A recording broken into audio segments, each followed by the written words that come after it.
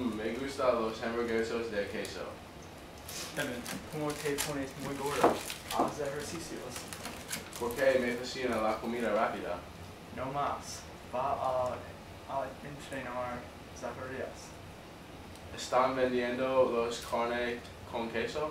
No, come la comida sana. No comas la comida con grasa.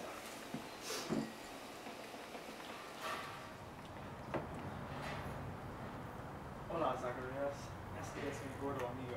Hola, Zacarías. Hola, ¿qué pasó? Yo necesito ser flaco. Es muy difícil. Tú estás muy gordo. Yo sé. Ayúdalo. No sé si yo puedo. Por favor. Vale, yo ayudé a otras personas que fue muy gordo antes. Vámonos. ¿Hiciste ejercicios antes? No, no me mantenía en forma. Está bien. Cuando era niño, yo ganaba muchos campeonatos de levantamiento. ¿En serio? ¿Sí? Estás un cuerpo de pequeño.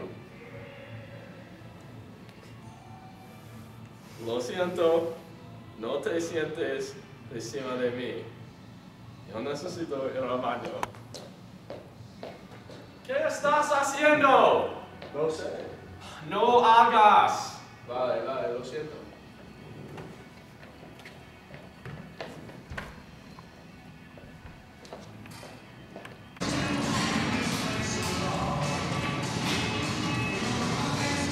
Gracias, Zacarías. De nada, Kevin.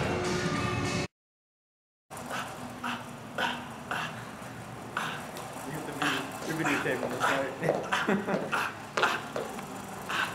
You gonna film me? I already am.